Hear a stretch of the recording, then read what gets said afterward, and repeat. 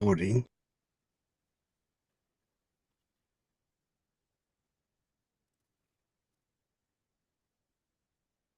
As you know, if you want me to pause it, just ask. That's not a problem. It's all right. Yeah, lots of people seem to get value out of watching it. Hmm.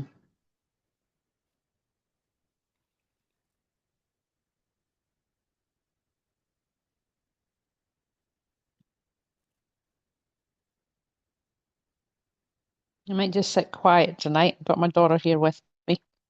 Okay, yeah, no worries.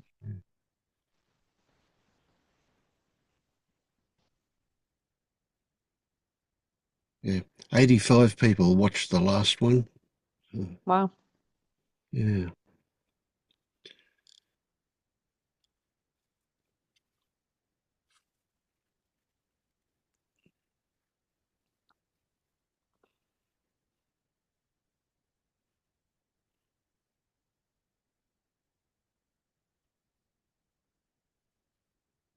Yeah, it's always good to have some signposts, I guess. Yeah. Because you never quite know where you are. Yeah, yeah. Yeah, I do remember the solitary journey and the difficulty of that. Certainly something. And even after waking up, the first thing I wanted to do was talk to other people about it. It's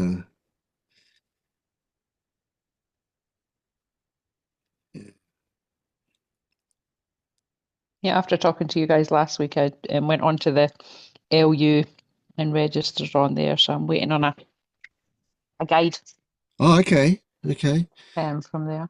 Mm. all right. Well, I've started guiding again there. What username have you got for your forum? I think I think you got the choice of two. It's either Welcome Grace or Grace Welcome. Right, okay. You might not want me to guide you. I've been really I don't know how to describe it. Um, Pushing hard, I guess, might be a way of saying it. With That's all right.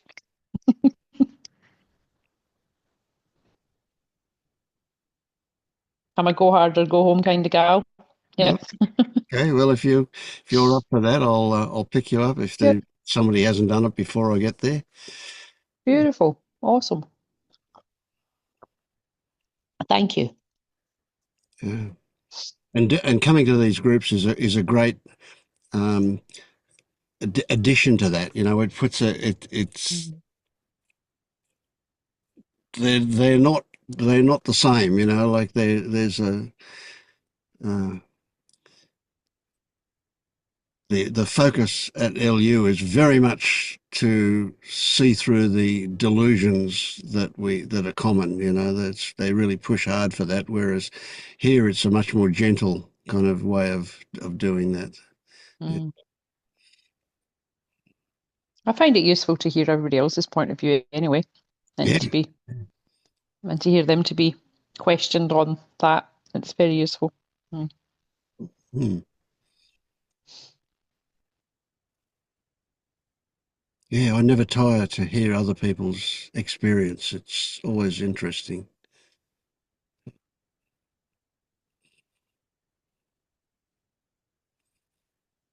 And have you been, Maya? Is there somebody else here? Yep, you can't see Maya? Oh, I'll just change my Are you on your phone, are you? yeah, because I'm in here with my daughter today. Oh, there's loads of Okay. participants in Yeah, here. if you turn it sideways and then you swipe left to right or right to left, you'll get different views. Yeah, there we go.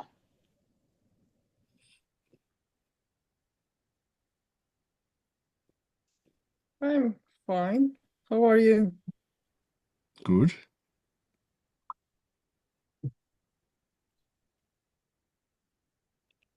Aye. Well, I am doom scrolling too much, forgetting about all the tools I have in my tool belt. watching the dumpster fire and asking, where are we heading? Yeah, that happens. It's not unusual at all to for that to happen. We don't lose the old stuff as easily as we'd like to. We can have moments and then it'll sneak back in, and yeah, I mean we do have a lot of habit and a lot of conditioning behind us, for sure. Yeah. I mean, I do try sometimes, like, I ask myself, where in the body do I feel it? How do I feel it? And then I watch it, but somehow, I don't know. Hmm. I wouldn't say I'm scared. I'm not scared. It's not fear. It's like, uh, it's like I have the belief that everything's going to be fine, but somehow this belief is now being challenged. Yeah. But what is fine? I mean, it will be what will be. Hmm. But you described it as doom scrolling. Yeah, Yeah. yeah. What does that tell you? I mean, I can have stories about that, but they're only my stories. What are yours about it? What I think is that I am somehow, I'm punishing myself. I'm not loving myself when doing that. Mm-hmm. It's torturing myself Okay, with go no, further. Go further. Tell me what's the point of it? What's the purpose of it? Why are you torturing yourself? It doesn't have to be accurate. Just what comes to mind. The first thing that jumps in is where most relevance is likely to be. um, why am I torturing myself? Mm. You've Why had am I tastes of torturing? honey, yet you choose the bitter berry. Yeah, I don't believe that there is honey for me. What do you mean? Would you go as far as to say you don't deserve it, or or it doesn't fit for you? Yeah. I mean, I don't want to put words in your mouth. What do you say? You don't believe it's for you? Uh, what first comes to mind is my dad, whom I'm able to see as a person who doesn't believe that he deserves good things. And somehow I think I inherited this from him.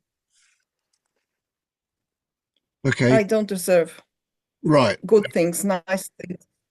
Okay. So there's obviously two levels here for me. What comes up here? One level is that that's a story.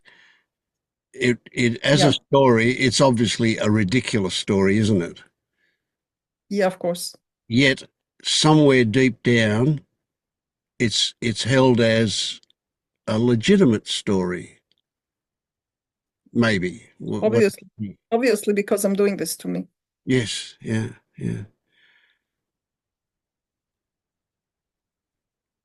So when you say you inherited it from your father, obviously it's not a genetic thing, is it? Oh, no, no. No. So you learned it from your father.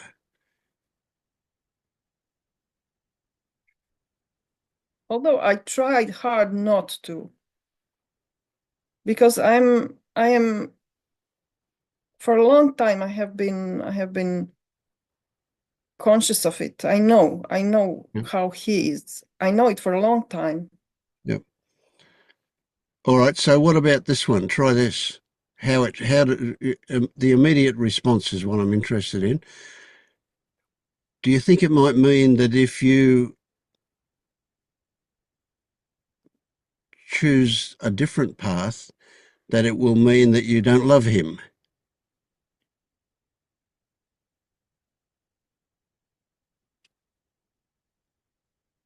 No, No. So, no, because I do have I still have the opportunity to confront him, to talk with him about that, and I did that, and there wasn't any difficulty in doing that. I didn't have any emotional reactions when I was confronting him about this. To say him, you are someone who thinks he doesn't deserve nice things, and this is his story and his conditioning and everything, and I do understand it. But there is no problem for me to talk with him like an adult person, and we did it. So somehow it is a problem, but it's not a problem. I don't know how to say it. yep, yep, yep. Maybe I'm completely wrong to think that I'm doing this for this purpose, but somehow I punish myself. And why do I do this? Mm. And I perpetuate the stories. I'm completely aware that this is a story, doom scrolling and chewing on stories that are around us now. It's easy to do, and I just do it Mm. Mm. with knowing that there are also other things to do, that I don't have to do it. I know that I don't have to do it, but I still do it. Yes, yes, okay, yep. Our first inclination would be to say that's wrong. But in fact, that is also an opportunity, isn't it? That is also um, an invitation for you to learn something about yourself, Yeah, which you will miss always. if you just want to stop it. If you're just intent on fixing it, you're going to miss that opportunity to learn what's happening, Right, where it comes from. right, right. There's also another thing which came to mind now when we were talking about it. One thing is punishing myself and doing things to myself that don't feel right, that don't feel good. There's another thing, and this is my primary trait, I would say. I'm curious. I'm so curious. I'm curious about the stories. I'm curious how they will unfold. It doesn't feel good. Yes, I shouldn't do this because I don't feel very well when I do it, but I'm so curious. Mm. Like, Excellent. when you have a book and then you don't read it page by page, but you go to the end to see how it ends first. I would like to, but the time is Mm. Mm. near. There's no end to this story now. Yep, yep. And it's Not yet. interesting that you got so close, so right on the verge, right on the edge. You were walking with zero distance between you and the edge of that cliff, and then you pull back. Yeah. And I suspect this is not the first time. And I suspect I'm dancing on the edge. It's also something that I'm punishing myself with.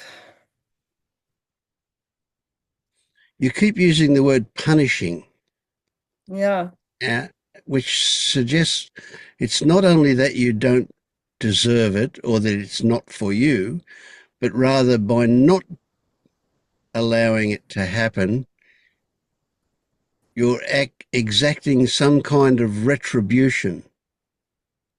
yeah. Is that too strong? No, it's me using the word. No, it's not too strong. Mm.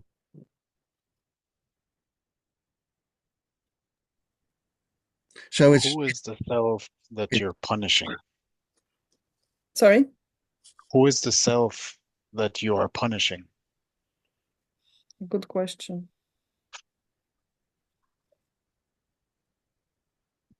Who is the self? Who is the self? Because you have this story about your actions going against a Yeah, self. Against an entity, yeah. When your actions is just an action and there's thoughts about you shouldn't be doing that. Yeah. So there's a judgment of what you're doing.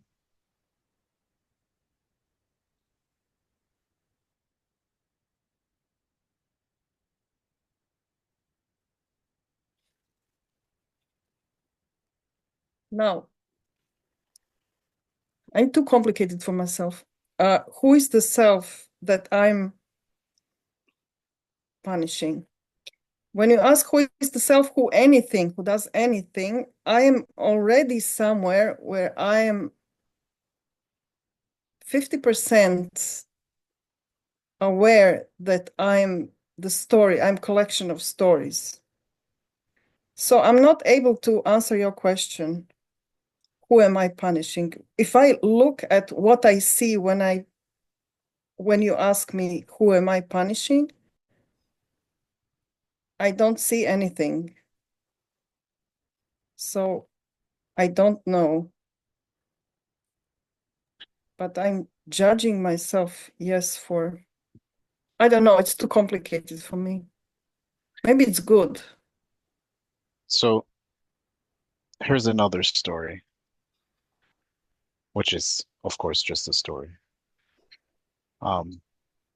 You have an old set of conditioning still remaining, and then you also have a new set of conditioning with an intellectual understanding of, the theme that we're talking about here. Yeah. And so they have still not stabilized. They're kind of oscillating between each other. And Yes. when there is a recognition that you're not, let's say, present, then there's judgment of that. And there's like well, I know better, but I still keep doing it. And then there's a creation of a story that's saying that you're punishing yourself. That's why you're doing it. But that is just a story. Yeah.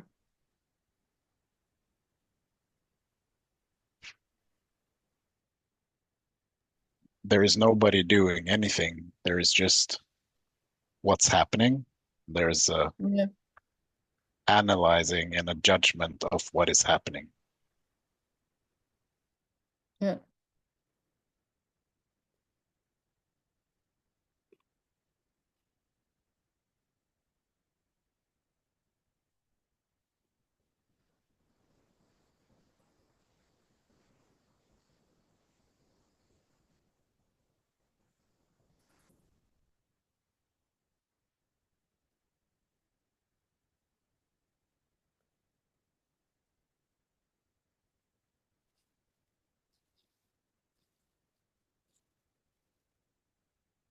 I don't know. It's just like a fireworks of everything inside me.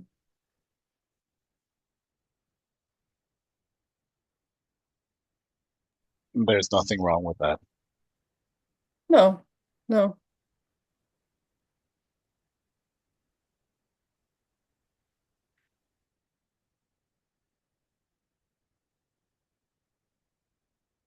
But I have, fortunately, firmly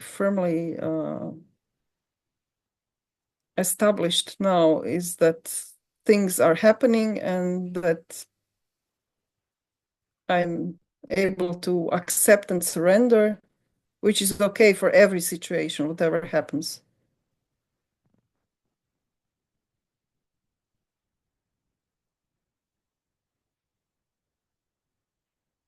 On the one hand, yeah, it's okay when you say it's just story now that I have created because the instability, okay.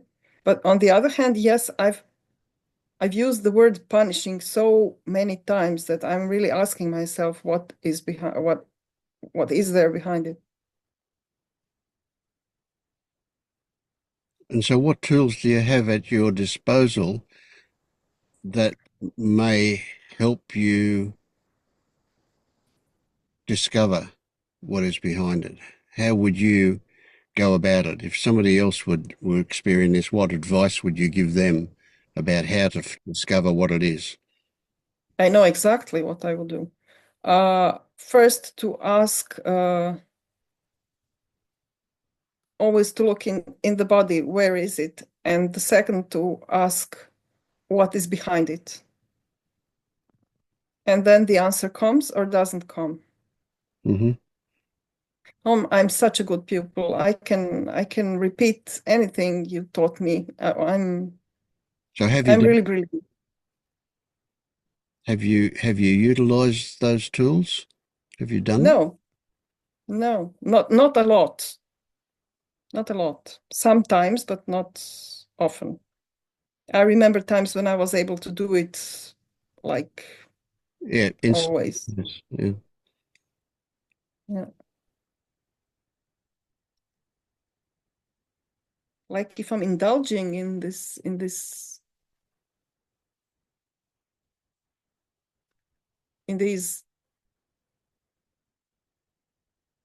uncomfortable feelings. I'm indulging in uncomfortable feelings. And this is like punishing and not loving myself. Again, back.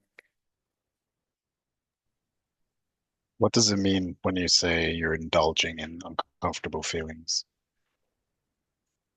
This means that I am aware that there are tools I could use now and get out of the loop, but I choose to stay in the loop. Look at me again. I choose to stay in the loop.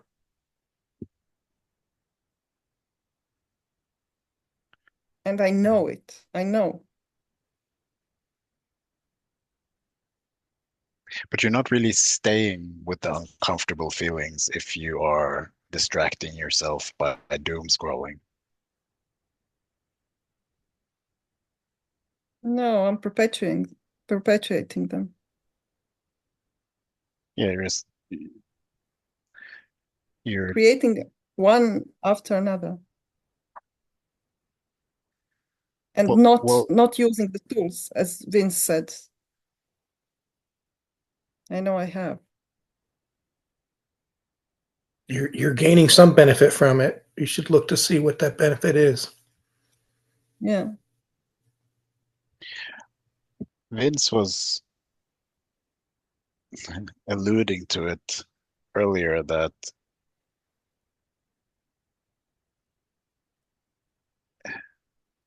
you were really like, you were there. And then it seems like now you're distracting yourself from it. And there's something under that distraction that needs some love and attention. Mm.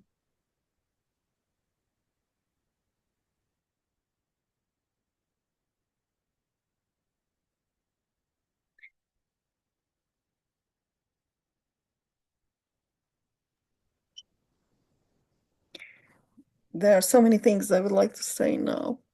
One thing is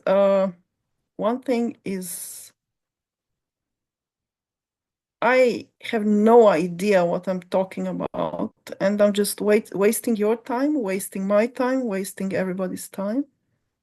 So let me go and work with other people who are more deserving. This is one thing. The other thing is, having said all that, I know I'm an imposter. And remember, I said I'm such a good pupil. I know everything. I can repeat. I can recite everything I learned in this class on Sundays and Wednesdays, and I don't know which day we are meeting. And I don't believe myself. I don't believe myself. You shouldn't believe myself. I'm lying. And this is a theme we had 2 weeks ago, I think. I'm lying. I'm an imposter.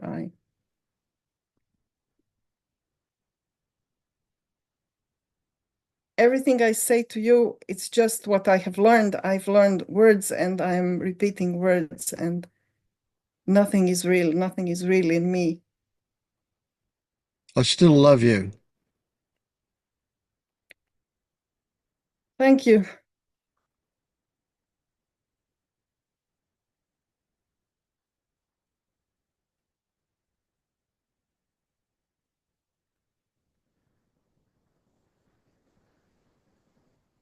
And I'm so ashamed I'm wasting your time, and I'm so ashamed I'm lying, but I don't know. I'm not able to do anything else.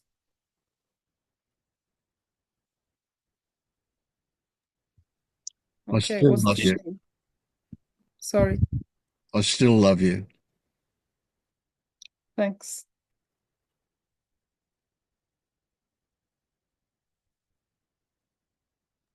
And again, I just want to take back attention to what's going on. It seems like the conditioning is in a place where you know it in theory, but you're still not caught up in your behavior. And there's a judgment of that. There's thoughts that is judging that. Yeah, So just recognize those thoughts, that judgment as your conditioning. It's not you. judgment as conditioning. Let's say, and this is a story again, but let's say that you, you have a program. A part of your programming is um, that you should be able to execute whatever it is that you have learned intellectually. And then that doesn't happen, right? Because actually there's nobody in control. But you have this belief that because you grasp this intellectually, you should be doing it, Yeah, which sets you up for this suffering, because there's a belief in there that somebody is in control.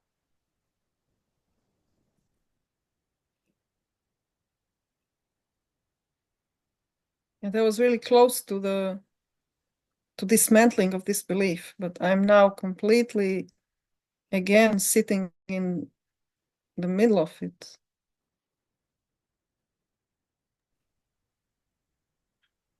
And what if, because I get the sense that you're kind of feeling like you have lost something, or you have regressed. But what if that is not the case? That um, uh, yeah, like Vince usually says, you're kind of taking a step back to take two steps forward again, because there's still some stuff you need to look at, and this is the opportunity to look at it. Yeah. I want to say you're a liar. You're lying to us and you're lying to yourself, because I I definitely experienced you experiencing it more than intellectually. Many times. Many times your actual behavior and your feelings were synchronized and different to this. So just as Marius is saying, right, this is progress from that. This is not a return back to something that you've not lost anything, right? Those moments that you were not just intellectualizing, that were actual experience, were very significant, and they're what's allowed this to happen.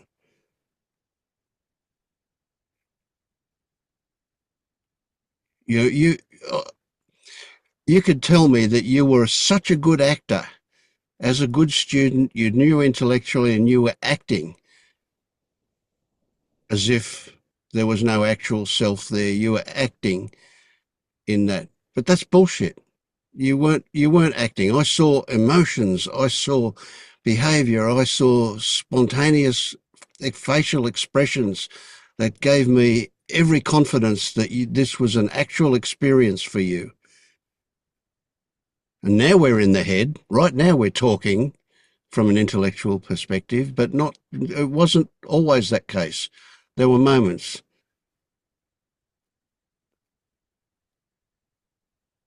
So when you say to yourself, oh, I've only got it intellectually, you're either forgetting or you're suppressing those moments.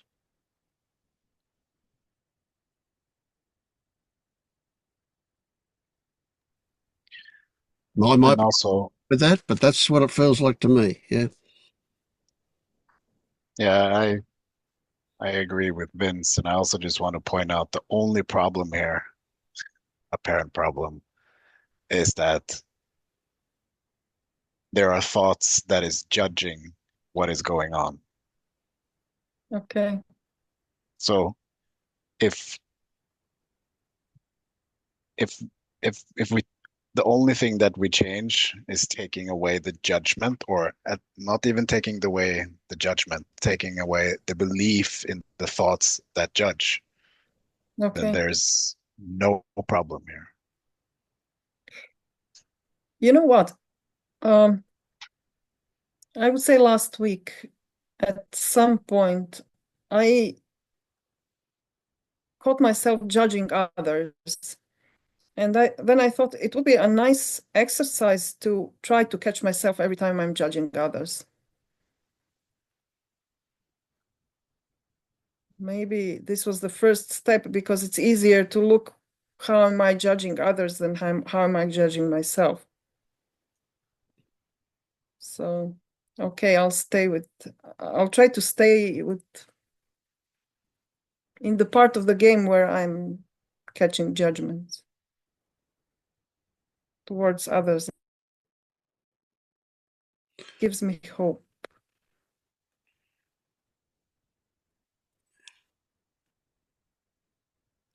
Okay. So that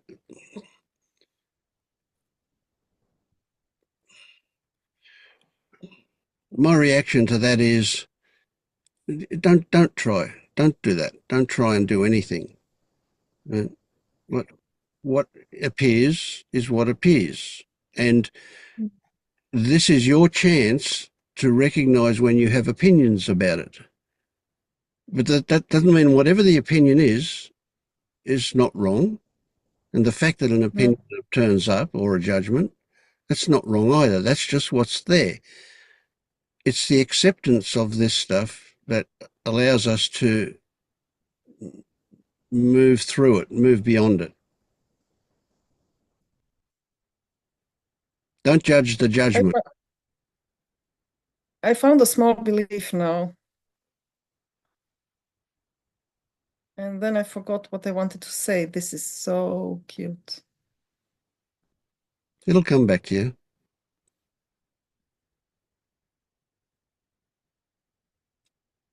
Yeah, maybe it will come back. Also, I hear you keep saying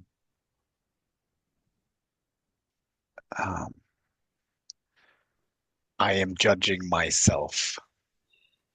You keep using when you refer to your thoughts, you say myself. Yeah. And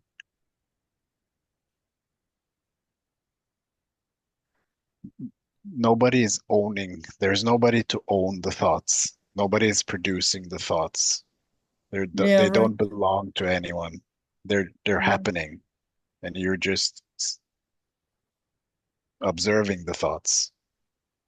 Right. I used to know that.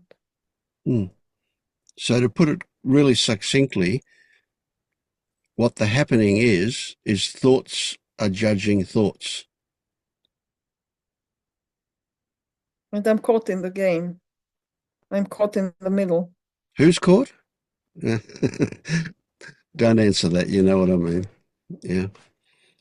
There's a Two feeling of thoughts. being caught. Is there a feeling of being caught or a thought about being caught? Everything is a thought. Even the thought of being caught in the middle of two thoughts It's who are so boxing. recursive that it disappears up its own bum, doesn't it? Yeah.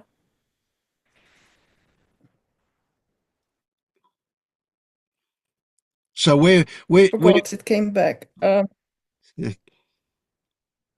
go. Yeah, say. Because I forgot it again. Okay, that happens, doesn't it? Yes. But you can see that there's a place that you get to, forgive the words, where there's nothing you can do. You're helpless. There's absolutely you can't move in any direction. There's nothing, you just, right, what it is thoughts about thoughts about thoughts. It's a place to surrender. It's a place to surrender. Absolutely, yes, yes. Because there's nothing else to do. Yeah. And surrendering also just happens. I know that. I remember my moment of surrendering. I remember the one I had, the significant one. I know it just happened. I didn't cause it. I didn't. And it wasn't just an intellectual thing, was it? I'm just pushing a point home. Oh, no. Yes. Oh, no. This was something that hit me on my head. Yeah. And now I'm waiting for another one. But for the third time, I'll try for the third time. I am doom scrolling because I'm doom scrolling because I let myself go, believing that there is nothing I can do, and I'm just doing what I feel like doing, and this is doom scrolling. But on the other hand, I don't feel well when I do it, so I think that I should do something to pull myself out of it. So thinking that I should pull myself out of it is giving myself agency again, not believing that I should just give in and doom scroll if I feel like doom scrolling. Yes, but if doom scrolling happens, Yeah. why use a story like give in? And what about the stories that hang off that about how wrong it is and so on? What if that's where the honey is? What if doom scrolling is your way of seeing what's going on? And you don't see it because you keep going, oh, I shouldn't be doing this. It's wrong. It's wrong. I shouldn't be. Don't do it. Don't. It must mean I've got agency. No, it must mean I'm giving up agency. Well, there's no end to that kind of chaotic thing, is there? But the actual fact is, it's really simple. There is just doom scrolling. And if we don't get tied up in the content of the doom scrolling and we just see the doom scrolling, something becomes clear. Hmm.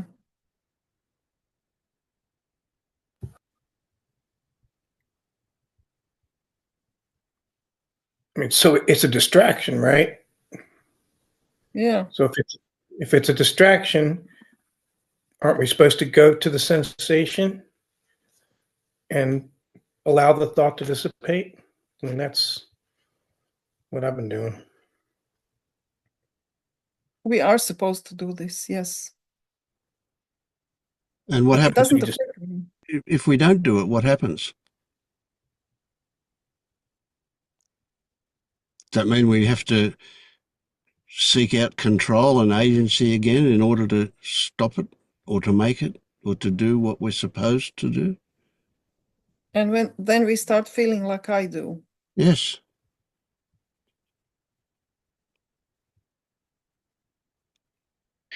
We're not supposed to do anything. We Yeah. do what we do. But I think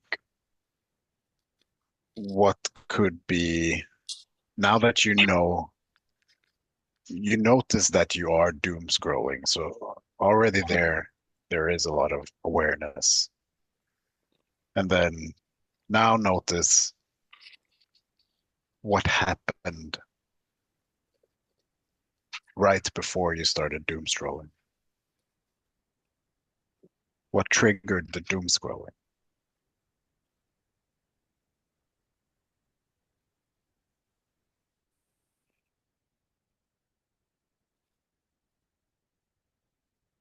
And if you can't remember, if you can't replay back to that trigger, then what you can do is wait for it to get triggered again. Yeah.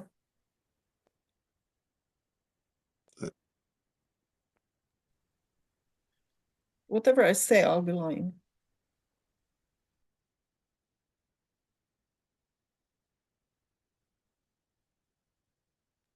And I didn't say that for you to figure this out now. I said it No, yeah, I more know. because this might pop up when you're doom scrolling again. This is how I understood it. I understood it, yes.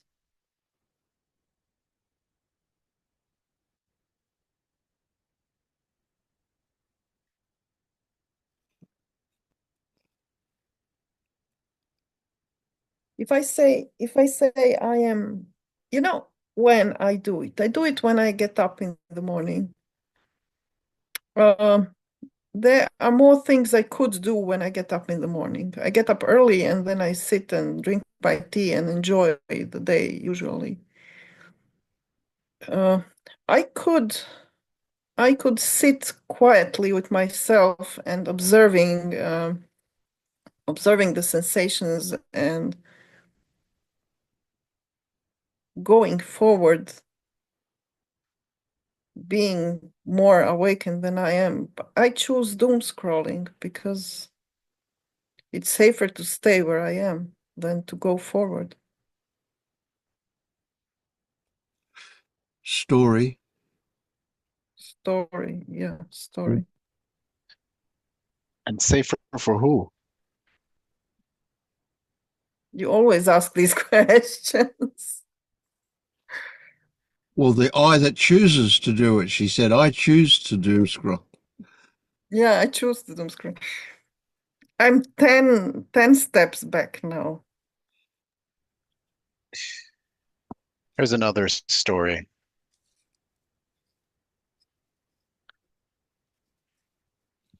What if there is an uncomfortableness with being as it is? Like there is an uncomfortableness. Maybe there is a belief that something more exciting needs to be happening, or maybe there's a belief that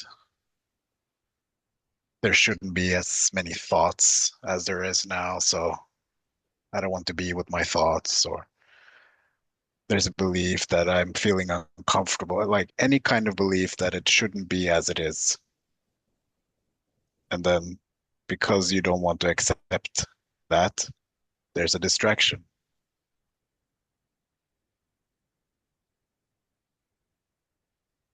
I think this is also true because all this time with the fireworks in my head and complete chaos, there were also thoughts about, yes, I catch myself thinking now something shouldn't be.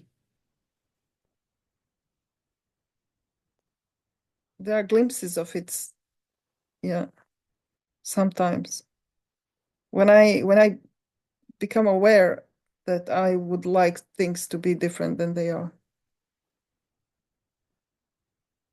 Although I think this is just part of it. There are like many things going on now. too many for me to count, too many for me to see them all.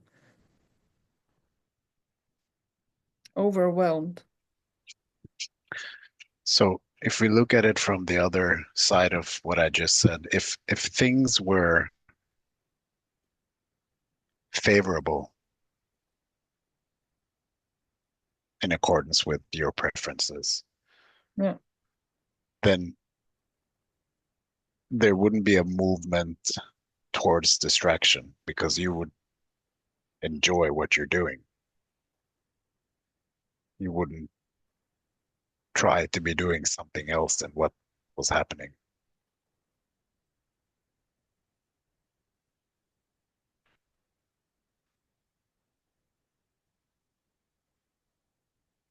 Maybe, but how can I know it? How can you know what? How can I know that if the things were as I wish them to be, that I would just enjoy? Well, when you do something that you do enjoy, do you, like, let's say you're enjoying something and you're fully present with it. You're in flow with what you're doing. There wouldn't be a need to distract yourself from that because you're just fully with it, Oh, this is a right? nice one, because when I do something that I enjoy, I already anticipate that I will be doing things that I don't enjoy, which I understand are stories. I just So don't there's a allow myself. grasping. Yeah. Yeah.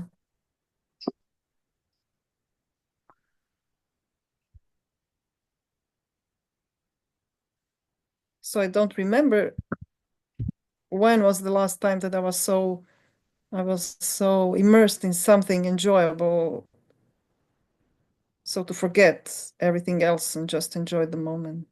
I can remember when you were doing that. I can remember a story about when you're on the plane and you were enjoying. Yes, Yes. yes, yes. You remember and I forget. Mm. And you forget on purpose at the Of moment, course. just at the Yeah. moment. Yeah. Here's a story that came up here. I think you're afraid of waking up. No, not Yes. afraid. Maybe resistant to, though. And I wonder if it's because you think that you'll start to act or feel superior.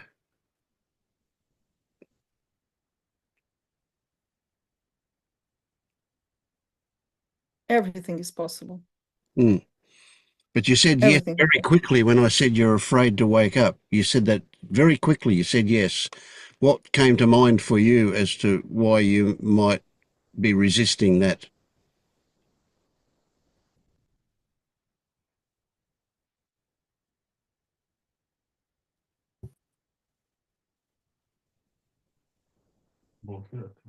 Mm-mm.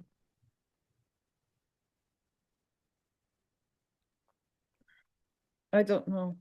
I don't know. Okay, then what if this? What if you were actually awake and the only thing left to complete it, well, I say complete it, you know what I mean? The only thing left to fully realize it would be to acknowledge it. If that was the only thing between you and waking up, enough to move on this path with whatever else comes up, was the acknowledgement of the fact that you're already there. You're so close that the only thing that was missing was the acknowledgement. Nothing complete about it, of course. Don't get that, you know, but yeah. So if the only thing between you and actually throwing yourself off the cliff and falling into a much deeper awakened state was the acknowledgement of the fact that it was time for that to happen.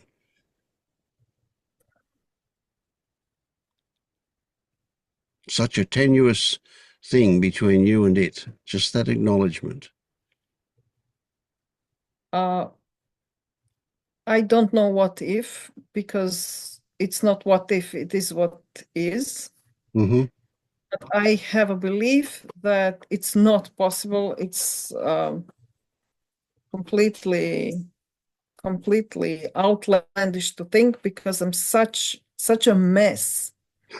I'm such a mess. Sorry, I shouldn't laugh. That's good. Oh, dear. Ah, okay. Yeah. Ah, you poor thing. You're such a mess. Oh, God. In the comic books, the situation where everybody's having a fight, and this is just one line, like squiggly line, like this, almost black. This is what I am. Yeah. Yeah. So this is nothing like awakened state or near awakened state. Oh, why not? Why not? I mean, that's the way I'm like that black line all squiggly and carrying on. I don't know what. Oh, okay. So you have ideas that being awakened is something else then, eh? You've got an idea that it's really solid clarity and sureness and what do you think it's like to be awake? What do you think it might be like? What's your fantasy about being awake? Yeah, I do have fantasies. Yeah, I have beliefs. Yes. Well, Oh dear. you're always calm. You always know what to do. Um, um, Bianca thinks this is funny. the perfect thoughts and solutions come to you just like that. I don't know who you're talking about here. Certainly not me. Ask my wife if I'm always calm. Yeah. I can understand why there is an expectation of always being calm, because Well, it can seem like that from the outside, but what is actually happening is that um, through mm, through through accepting things as they are, even your internal turmoil, that can be going on without a judgment and without resistance to it. You can still be like experiencing crazy movements, but because there is an acceptance, a surrender to what is, because there's clearly seen that to expect something else than what is actually happening is ridiculous, then on the outside it can seem like that, an awakened person is is completely calm, but wait, you don't see what's going on the inside. wait. So having the tools is like everything you need. And having the habit for the tools to appear when the situation calls for it. Like, I feel like a mess, and then I have a thought of, okay, I'm just observing the mess. How does it feel? What are the thoughts? And I see the thoughts as thoughts, and this is it. Yep. So you can discard those tools now. You don't need them anymore. I just surrender. And what happens, happens. Yep. And And it's awakening. you feel okay about that because it is no point in wanting it to be different. Oh, it's so underwhelming. It is. How many times have I told you it's so ordinary? I'll repeat it again and again and again. Yeah. Same as you. You have. I didn't want to believe you because it's underwhelming. Hmm. I can sort of watch both.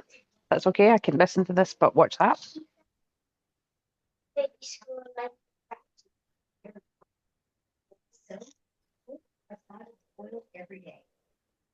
So being this mess is okay. Doom scrolling is okay. Just look at the judgments because I believe the judgments.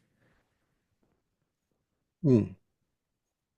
Thank you for being here, everyone, every one of you. Thank you for being here, every one of you.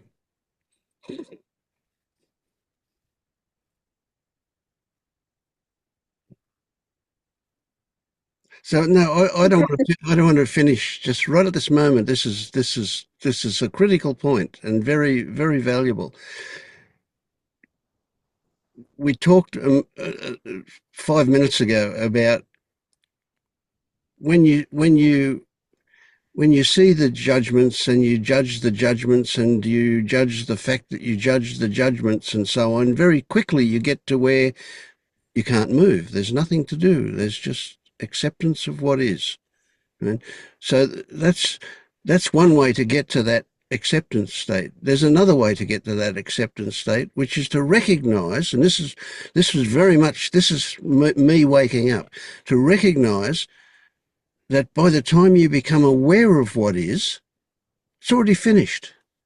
It's done. There's the awareness lags the actual experience by some milliseconds or whatever, but it's done. It's finished. To any idea to want it to be different is a great definition of insanity, because it ain't going to happen. It's done, finished. So that acceptance, that awareness of that allows you to sink into a place where things become a lot clearer. And we can dismiss a whole lot of irrelevancies. There's nothing to be fixed. There's nothing to be avoided. There's nothing to be distracted from. It is what it is, what it is, what it is. That's the beginning and the end of it.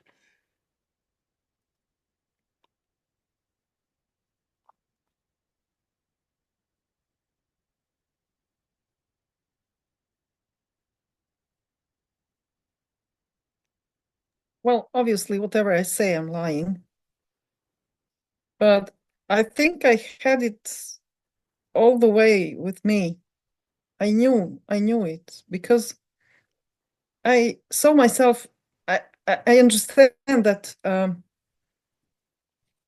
it's all like me being in a very small confined space, and if I'm just still in the space, it's okay. But if I start kicking with my feet, not wanting to be in this confined space, it hurts. Just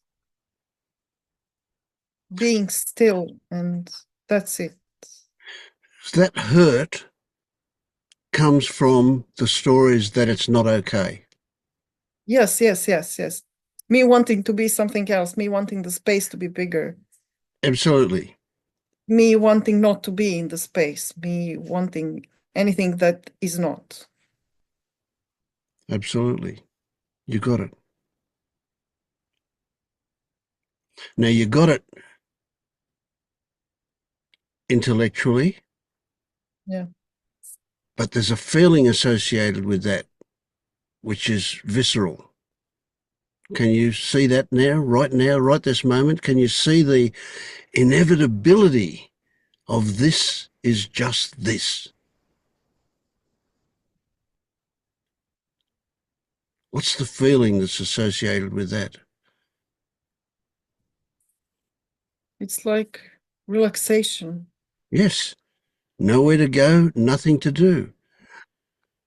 Oh, what a relief. Isn't that Freedom?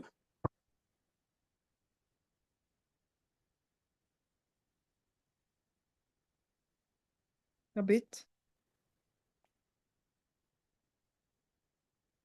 The trap is only a trap if you want to get out of it. If you're happy for Yeah. it, it's just a bedroom. Yeah.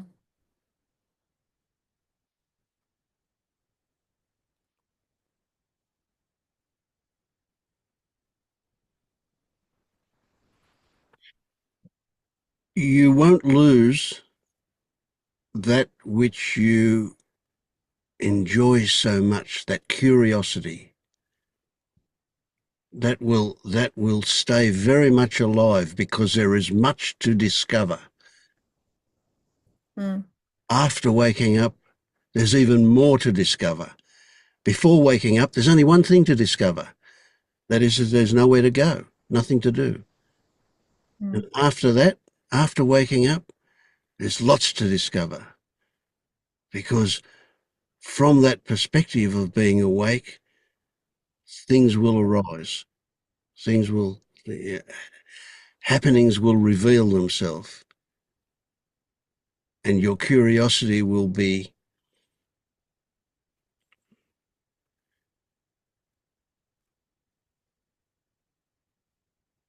excited, then satisfied, then excited, and then satisfied, then excited, and then satisfied. And that will never end. While ever you're alive, that will never end. Because Yes, that's your right. nature. That's your nature, to be curious. Yeah. Yeah.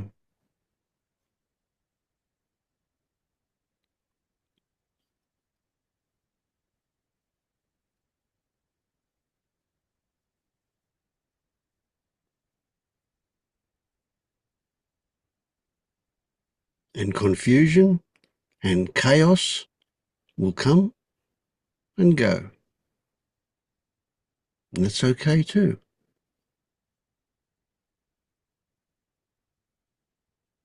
Yeah. It helps so much talking to you, because I fall back and think the confusion shouldn't be. The confusion shouldn't be.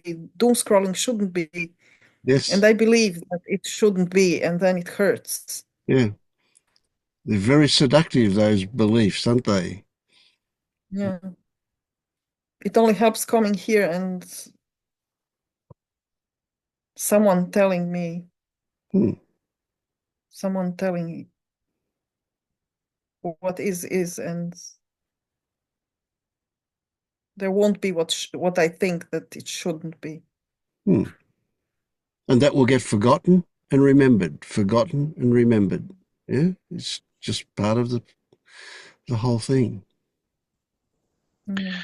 And again, I also just want to leave you with, you know,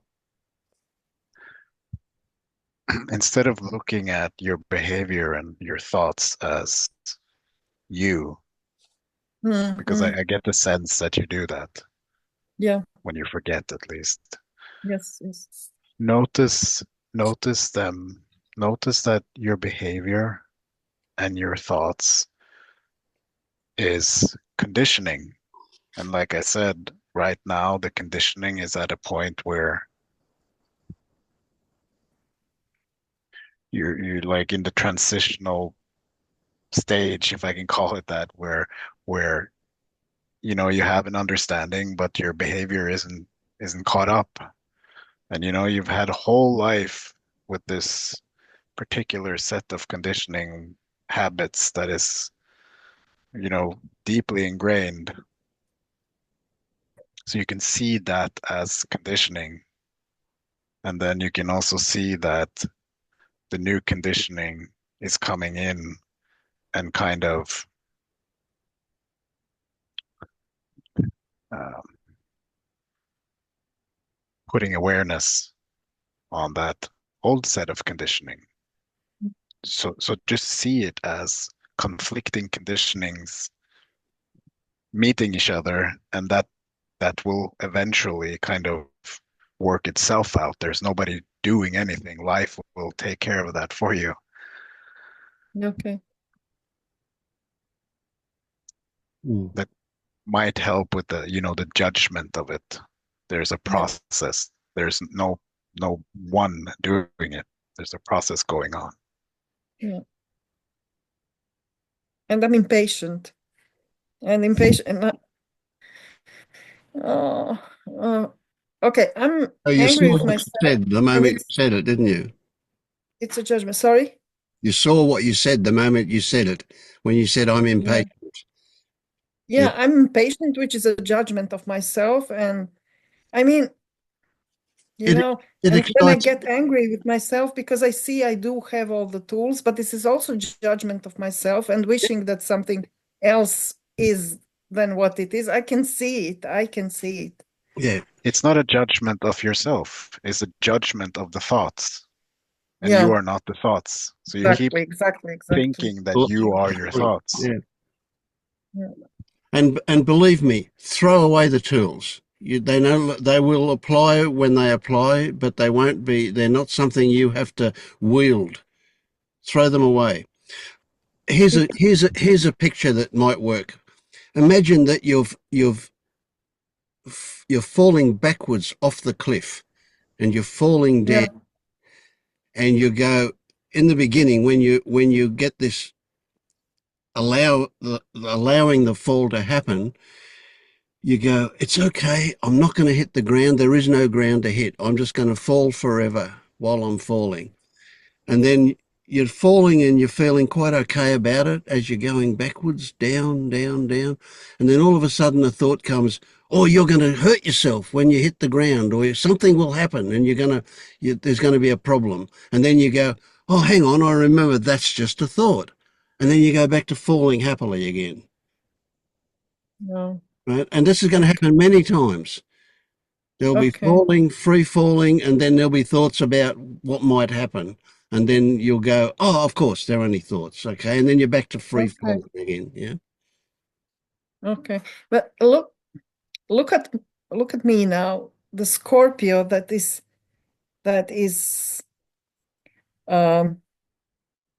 hurting himself.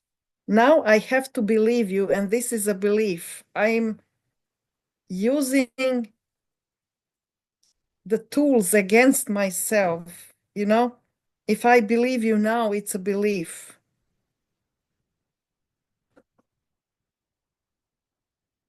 Yeah. Okay. Okay. Yeah. I think I have to surrender because there's nothing else to do. And I don't surrender because what I feel now is not the same as the surrendering I remember. Mm-hmm. And I expect it to be the same because just the same surrendering will be the right surrendering, the right way of surrendering. Can't be the same as before. You've changed since then. How can it be the same? Yeah. So every time it will be novel. Sometimes it will seem there'll be elements of familiarity, and other times there'll be elements of novelty. And sometimes both will appear at the same time, both familiar and novel.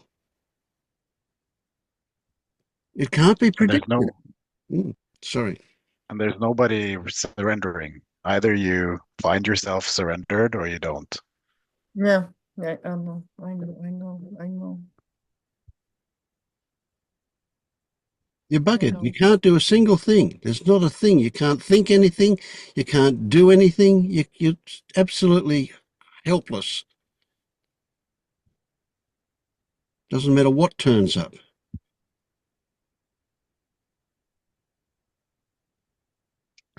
If judgment turns up, then that's judgment turns up. So what? It's just a thought.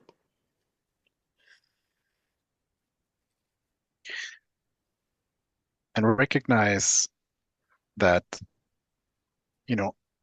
the mind doesn't like free falling. It's trying to grasp onto anything it can, right? Yeah. So even grasping onto the idea of surrendering is a grasping.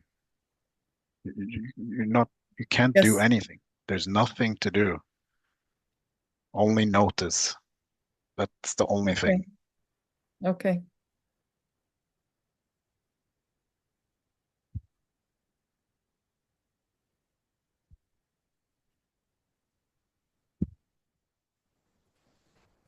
So really it comes down to something as simple as remembering will happen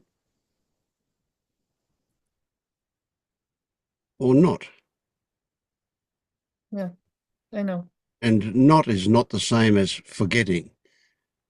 Not remembering is different to forgetting. So remembering will happen or not.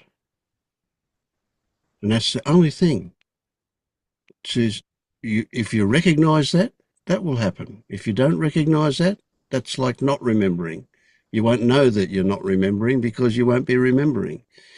But when you remember, you'll know that you weren't remembering, and that's okay.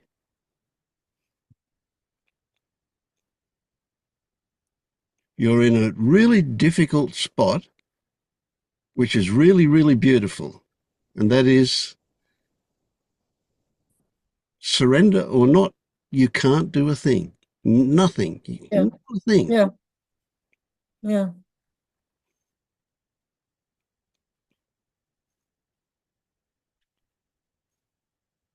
What is. Yeah. Yep. And it always was. Yep. Absolutely. It always was. Yeah. And whatever you describe it as might or might not be accurate, but it's irrelevant. It is Yeah. what it is before description comes along. And with no description, how can there be judgment? But if there's description and judgment, well, that's also just what it is. Mm. It's like watching a movie and having opinions about what's happening in the movie. That that shouldn't be happening. It's like me shouting at the television set, you bastard, you bastard.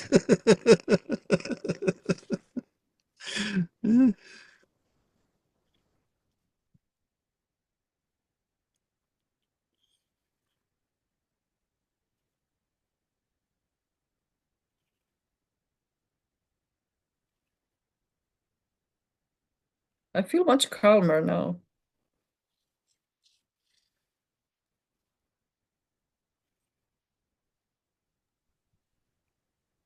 Hmm.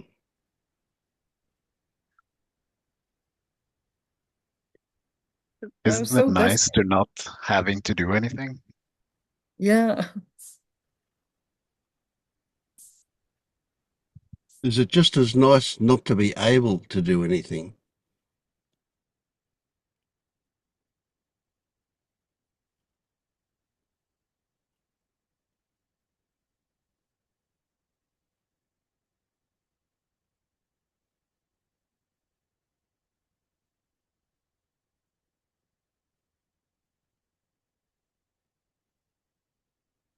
I'm thinking too much. I don't want to think anymore. You're allowed to think. Waste of time to engage with it, but let it happen. Yeah.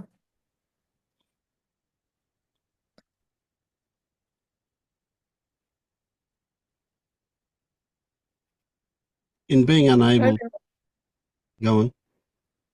Go on, please. I've forgotten what I was going to say now. That's all right. You go. I remember being able to have thoughts and just think, oh, it's a buzz.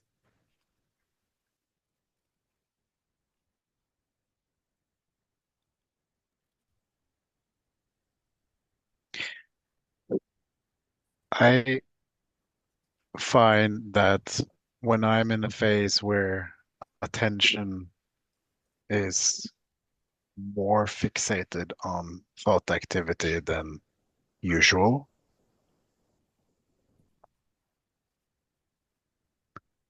then the noticing of that moves the attention to the present moment or to direct experience. And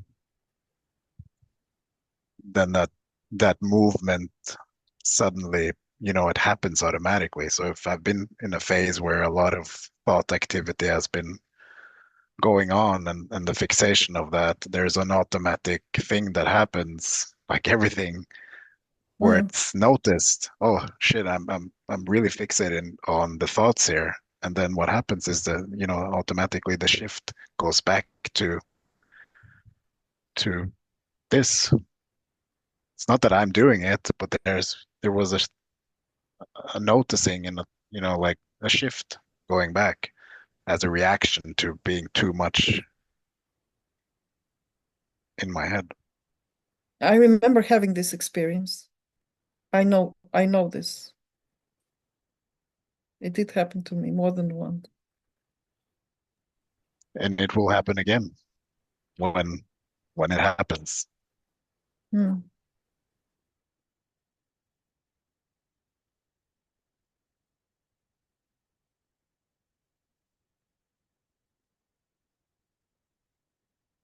So don't go try to do that, but No, recognize no. that is Well, a movement. my plan. I cannot live without a plan, and my plan is to let go. And at this moment, I hope that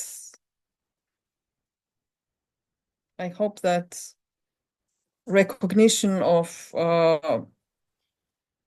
me, reified me, and judgments and everything will just come to me. And what really sticks out to me here is Me. no, it's I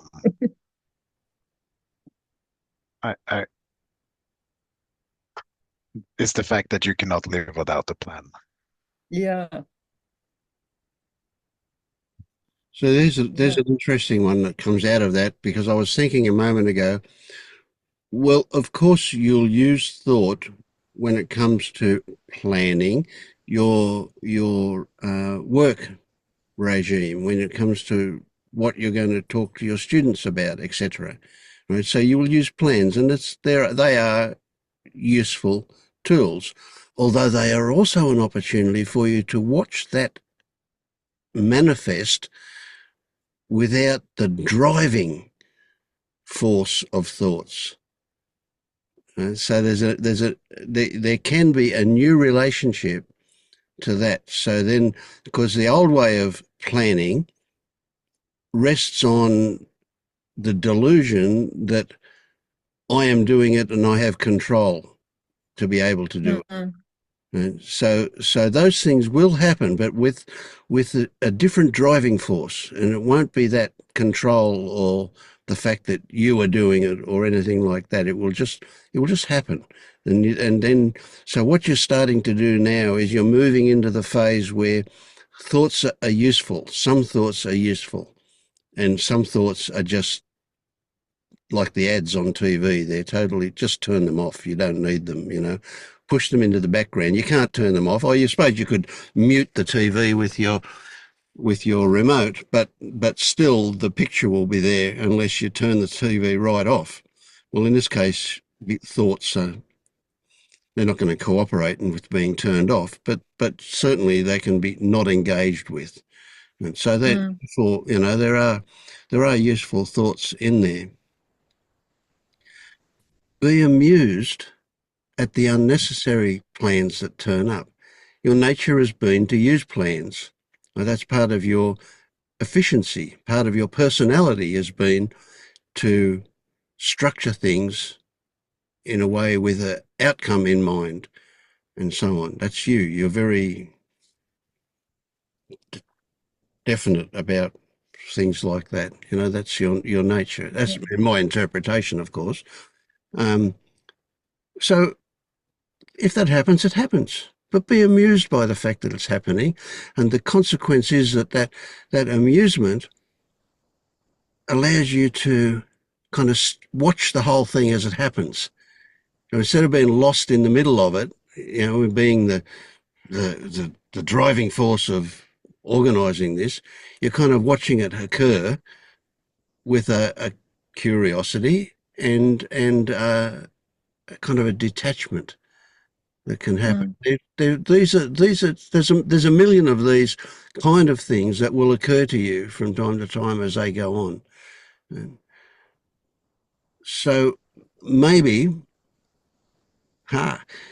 it may be hard for you, or it may be easier for you, being a linguist, to watch the words that you use, mental or Mm. words, in terms of self and so on. Now, Yeah. you will get to, like, where, I never inhibit the use of words like that. Normally speaking, out there, I say self and me and I and mine and all of that kind of stuff, and it's irrelevant. I know if I look at it, what I'm going to find. That there'll be no self there. It's just the words that I've used for the sake of communication, because they're normal. However, at the moment, there's a short period where those words could be modified for a quicker, a better effect. Uh, so when you say self and my, part of you in the back of your mind knows that you don't mean an actual self. Yeah. But it may well be worth considering reframing the words to say that happened rather than I did it. Yeah. Yeah. Okay.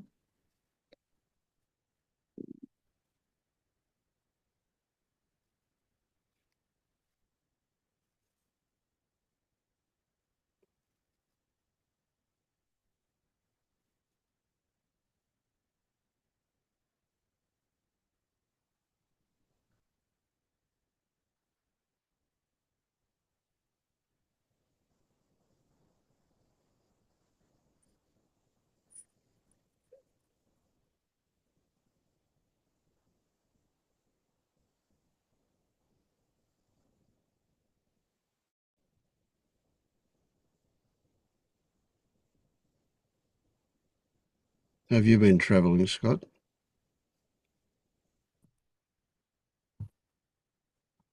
Doing pretty good. I've been sick lately.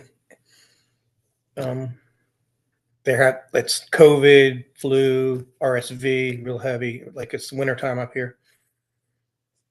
And I was like noticing, like, when I was really, physically sick with the virus or whatever it was, like the internal landscape seemed totally different. Like, so I almost felt like I don't even know what's in here now.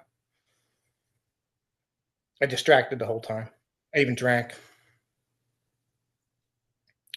But something happened yesterday. I was just sitting here, and my girlfriend got a phone call. It was from a private number, and so she answered it. Like, I would have told her, "Don't answer that," but she answered it.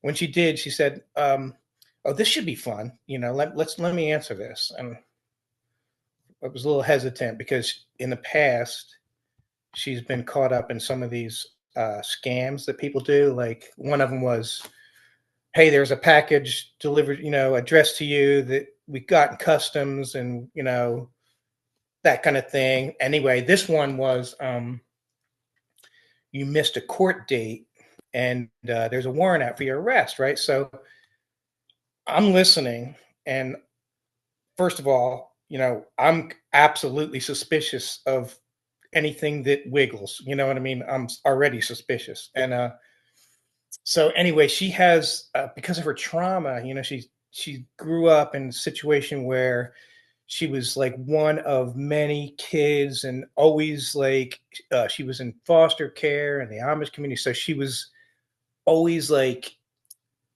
in trouble. Like, everybody was against her all the time. So she got in the hat. I guess she just got used to, whenever somebody starts saying that you're in trouble, she cowers, she fawns. So she started, like, I just let things go a little bit, and she started to talk to the guy and look up the judge or whatever. And immediately, as soon as she started interacting with him, I knew like things were going to go down. So I have this thing where when anything threatens somebody in my family, I lose my mind. So I start, she's still on the phone, and I start telling this guy, look, you come to the front door. Come to the front door right now, right? And so he starts like, ma'am, separate yourself from this guy. And I said, no. And so finally she hands me the phone and I'm screaming at this guy. I said, hey, motherfucker, come to the front door right now. Like, I was like, I completely lost it. Like, and he hung up, I knew it was a scam right from the beginning. But so within like 30 seconds or so, I wake up and I'm like, holy shit, my body was just like, whoa.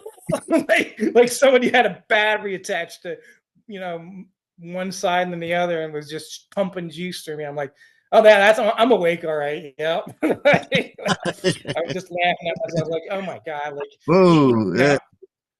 now, it hit like a basic fear. You know what I mean? I'm not good enough and all that stuff.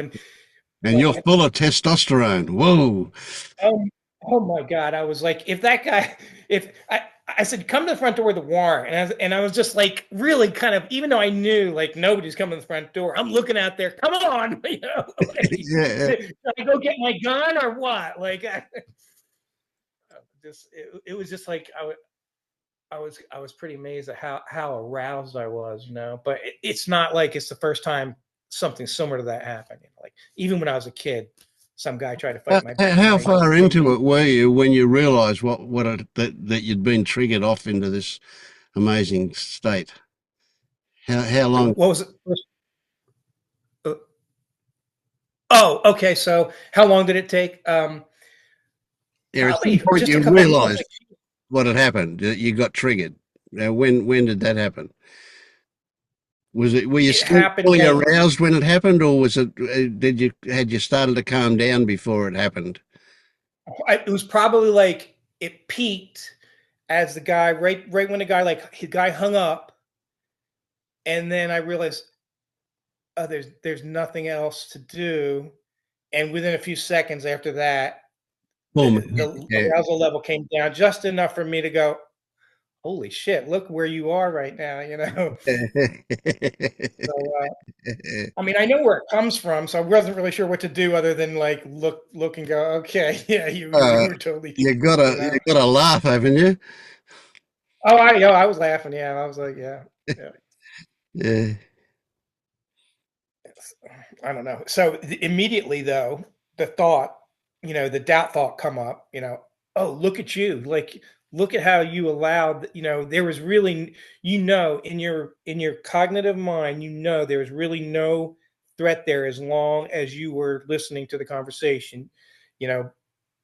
You could have stayed calm and still handled this, yet you immediately, so I was doubt was coming in on the edge, and I'm like, oh yeah, well, okay, right, but that's just a thought. So, yeah. When you look at it now, when you look back at it, and that, can you see that it was a defensive maneuver that happened? Yes. And you can also see, without doubt in my mind, you can also see quite clearly that it was totally unnecessary. There's nothing to defend and nothing to defend against. Yeah. There's a story that's connected to my bank account. And therein lies the trigger, for that particular one. Because there's some recent conditioning that like I saved us from getting scammed 3 times already. You know what I mean? So there's a story there, even though I know there's nothing to defend against. When I think about that, I'm like, well, wait a minute, there is something to defend against. My bank account being emptied. And it was never going to happen, though, was it? Probably not. No, not really. Not really. It was just fear.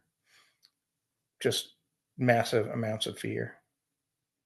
So what we've really got is a reaction based on a possibility, not even a probability, but a possibility, or a reaction based on a fantasy, a what if fantasy. Exactly. Where I'd like to focus is on the aspect of it that says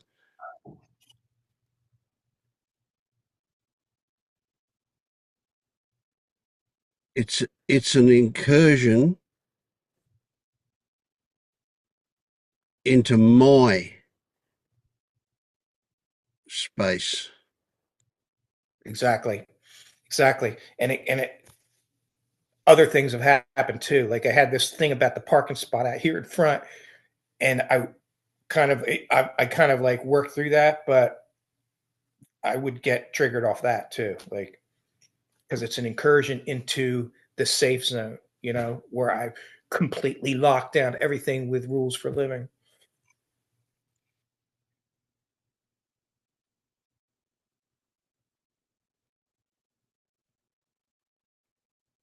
So it's survival, really, isn't it?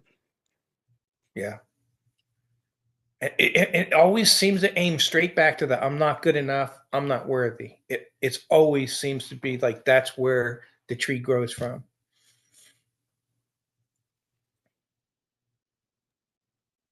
But even behind that, there is something, Scott. I'm listening. Well, what if, like, what could be a belief under that if you're actually wasn't good enough, like if that was actually true, that you're not good enough, what would what what would that result in?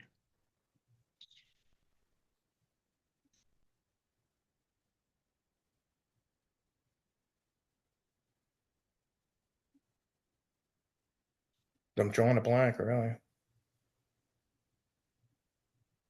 I mean, I know the story. What is the story? The story is I was conditioned to conditioned that there was no value in this whatever unit, and it affected my entire life. Like it affected my job, my relationships, my everything. It affected my Yeah, but entire so existence. but so let's say that you weren't good enough. I mean, first of all, for who? But let's say you're not good enough for society or your family or your girlfriend, or let's say you're actually not good enough. What would be the result of you not being good enough? I don't know, because What is there's the really no outcome? such thing as it's just a thought. Like I'm not really sure what you're getting at. I'm trying to nothing's Well, popping up. and I don't want you to adopt this, but I could suggest something and you can feel into it. Sure. So if you're not good enough, then people believe you. You will be excluded. And if people will exclude you and you're all alone, then how will you survive? That's a good question. Therein lies the discomfort of my entire life.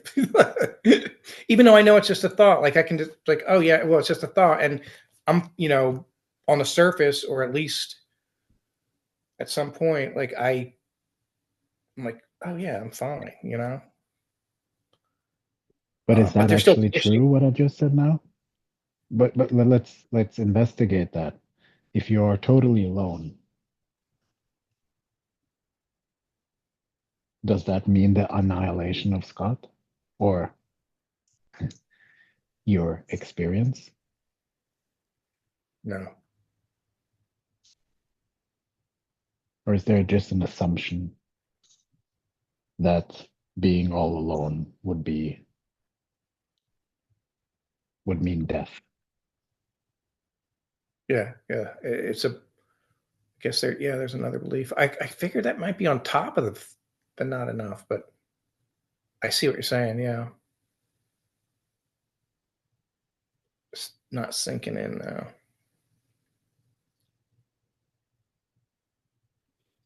Try that. because Um, there there there seems to be a problem with not being enough. Like, why is that a problem?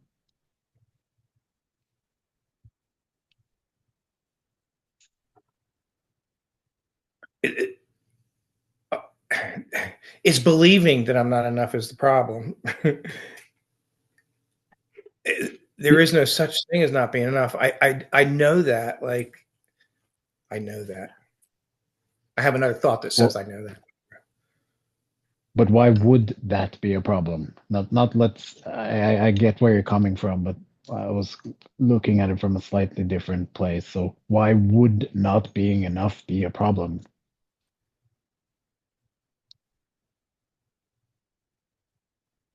Only in the story because it affects my behavior.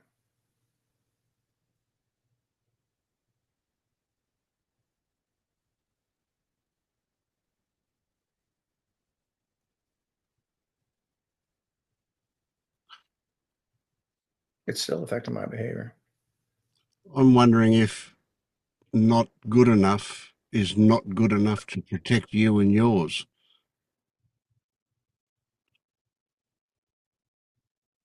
Yeah.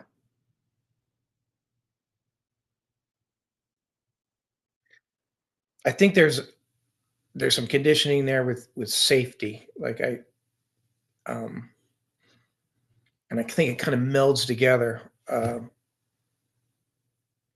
pretty sure it was my mother that it doesn't really matter who, but there was like my mom was a nurse, my dad was a doctor, and there was always like, don't do that. This could happen. Or don't do that. This could happen. And so that, along with like this conditioning of like not being valuable, not getting any attention, not, it makes, it turns you, it creates a belief that this unit is not, back then it would be me, that I am not enough to navigate the world. You don't have enough resources. It just sounds And to me like you were trained to be hypervigilant about possibilities. In other words, you're catastrophized, and that's fucking exhausting, really exhausting.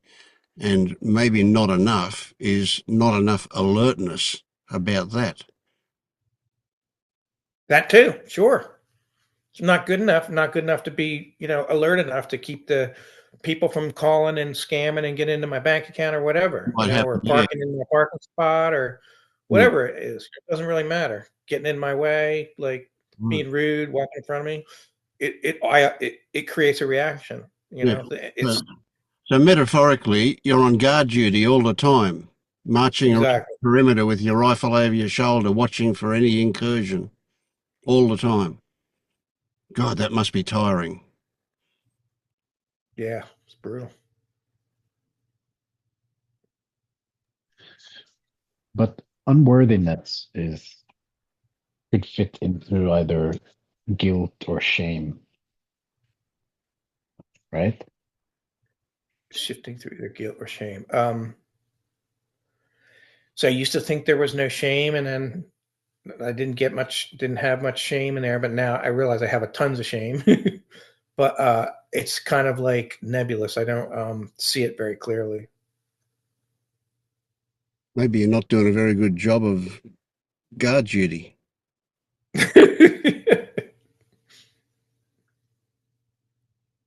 Well, that'd be something to be shameful, wouldn't it? Feeling guilty about, then being shameful. I mean, your mum and dad told you, stay alert, and you're slacking it. God. Well, the most recent thing when it comes to shame and guilt that popped up was the my divorce. When I was visiting my son last month, and I got a stomach ache again for like the fifth time, and finally realized when I came home that it was watching his wife bitch at him, and then I realized, oh, it led to my divorce, and then like, oh, it's just that I'm completely guilty and feel completely guilty and shameful about my own divorce. Hmm. So I know there's a pocket there. So could you say that your divorce happened because you weren't alert enough to what was going on? I don't know. Well, it's your fault, so you're obviously going to feel guilty about that. Just letting it happen, whether whose fault it was, it doesn't even matter. I allowed it to happen. Didn't have to be her fault or There my you go. fault. Stop. You allowed it to happen. That's what you said. Your words, right? You allowed it to happen. Therefore, you weren't alert enough. You Obviously. stickards. Yeah. And everything bad that's ever happened was because you allowed it to happen. You weren't on guard good enough. Good point. Allowed it to happen. So there's still belief. There's still a good belief with control somewhere in there. Yep. Otherwise, I And wouldn't feel it guilty. still sits on top of a belief that there's somebody to have control.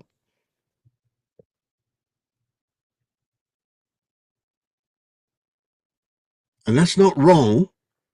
That's just, again, just something to consider.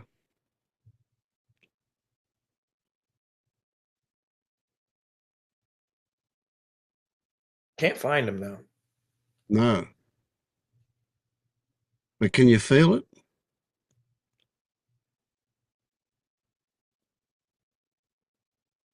Can you feel the body wanting to be vigilant? Oh yeah. It's like selfing is to me is like whenever I get the slightest bit of arousal, I can see that I'm either entering it or I'm already, selfing.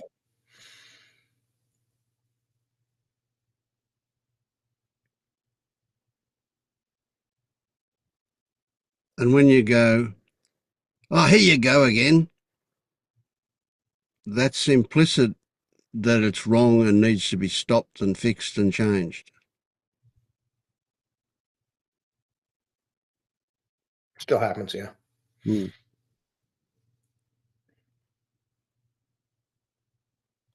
Can you see that when that happens, it's an opportunity?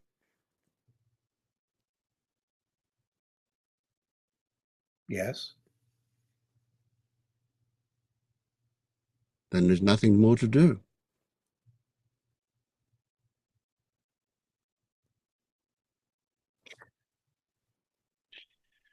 Another thing that, and here, some people might disagree with me, so I'll just start by saying that. But here, I I sometimes feel like putting happenings, like reactions, in a box called selfing,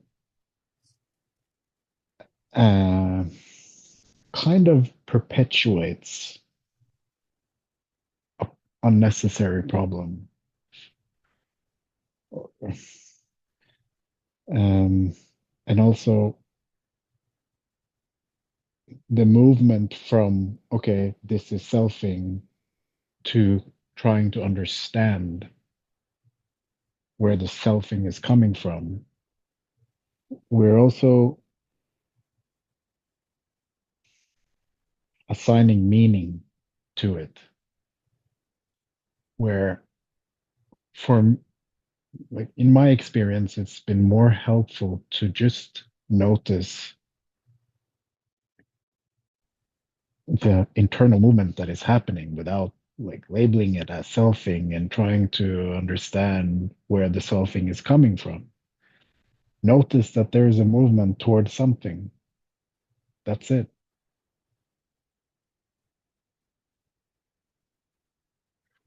Or else you kind of, my how I feel about it is you're kind of mm, reinforcing or like bringing back the belief that the self is back, that I haven't dropped the self.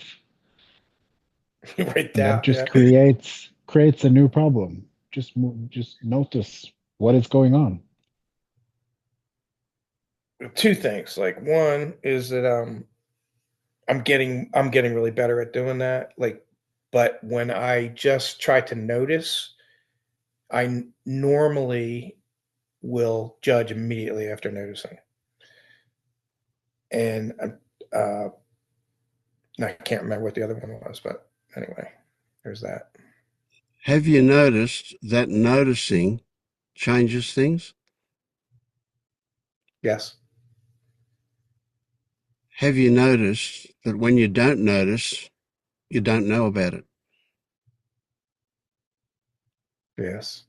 until you do notice, and then you know that you didn't notice? But noticing happens or not. And when it does, things immediately change simply by the mere fact that you see what's going on.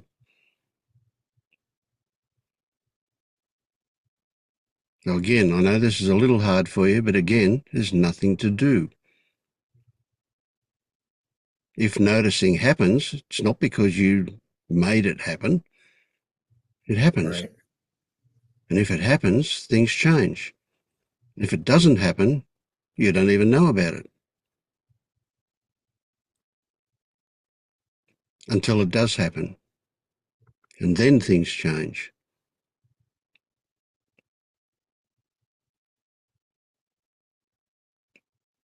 So selfing isn't something to be fixed. Of course, in the background will be this idea that selfing is telling us something that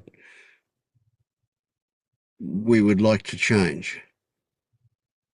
But in the foreground, just the recognition that selfing, or something you call selfing, happened. It's, as Marius says, though, if you put the label selfing on it, it kind of pulls it up, turns it into a dead end. So it's yeah. Yeah, I was using Pernelli's, terminology just to put a label on it rather Yeah. than, inquiry, right? Like, so there's you know, a belief that in this path, inquiry is really our only tool. And so there's a feeling that inquiry and just noticing and not doing anything about it are like opposites or something, maybe. Yeah, but you're beyond the point where inquiry is useful. You Now think? now noticing is what's useful. Because there's so much, I, there's a lot of drama left. I can tell. I can just tell by, I can feel arousal, in certain circumstances that I know is misplaced. It's just obvious to me. And, uh, in the beginning, before that shift, I was like, it's not enough, not good enough. I felt like I'm just not good enough to wake up. I'm not good enough like other people to wake up. And then the shift came, I was like, oh, it's just doubt. Like, it's just a thought. It really is nothing even in there.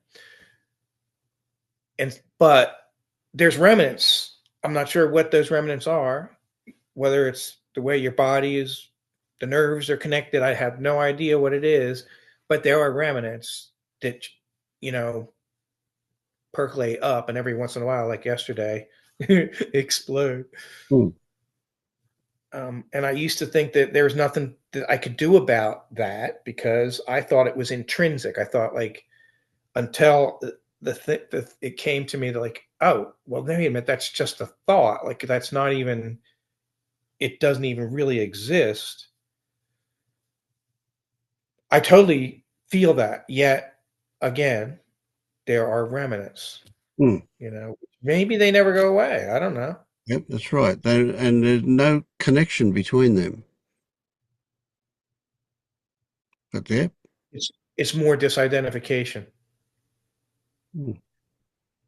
I also just want to point out that, at least in my experience, the noticing is inquiring. It's just happening automatically. You're not asking a specific question because you're already questioning what comes up in a way when you notice it because there's a noticing or And there's the background thoughts about it. Yeah, yeah, yeah. So when I was talking about inquiring, I'm thinking, oh, inquiring is getting into this intellectual loop where the mind starts, thoughts start bouncing off each other and asking why. That's what I want to inhibit. Let's not get into that. That's not what I was talking about. I was talking about actual, using pointed questions to get to the bottom of it. But you already know those questions and you already know the answer to those questions. That's why just noticing has the power that it does to change things. I mean, if I use my memory, I could if I think about yesterday, how that all went down, and then if I just take myself in a place where it doesn't exist, like 2 years ago, and put myself in the same position, I would have fucking gone berserk, and I would have been like aroused all day long, and even to the next day, I probably would have. I mean, that would have been my pattern from what I remember. And as soon as you saw it happening, guess what? It just dissipated, didn't it? Pretty much dissipated quickly, Yeah. it's just doubt food.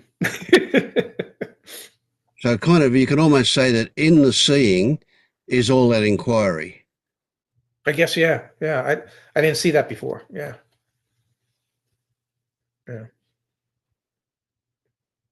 It's already done because, like I said, I let it go. Now my body took a while, to, for I was because now that I can feel inside my body, it's like that. It's amazing. It's just amazing sometimes what's in there. Yeah. Yeah. And always the memory that, or the recognition that if I get triggered, it's doesn't mean anything's lost at all. It's just another opportunity that's turned up. Yeah, there is definitely there's a little bit of a belief still that if I get triggered, that it's an indication of failure.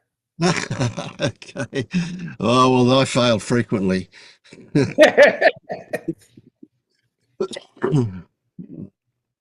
but it is like Vin said, it's every time we get triggered, it's an opportunity to free ourselves a little bit more.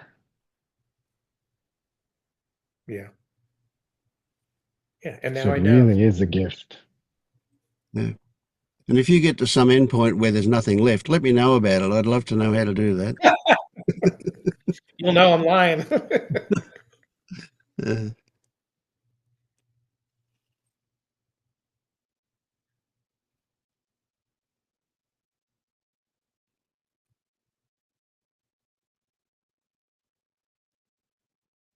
it kind of gets hard as we get closer to um, whatever, because even little things seem to have a bigger disruption. It's just because we're so close to the edge, it's slipping over into You a know what? Yeah, so you're saying it's more because we're seeing so more clearly, it looks more intense. yeah, Yeah. yeah. And because we don't have the filters that we used to have, so things are more likely to jump up. Yeah. Things are more likely to jump up. See, in the old days, you had a whole lot of automatic behaviours and procedures, if you like, to distract from that stuff. Now they're not there anymore. Those procedures, So yeah, they slap us in the face a bit more. Good to know. Yay! I'm awake!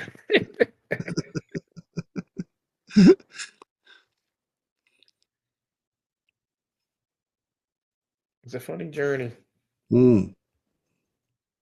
Have you been playing with that chatbot at all? I haven't done that. I talk about some beliefs. So here's where I am with AI.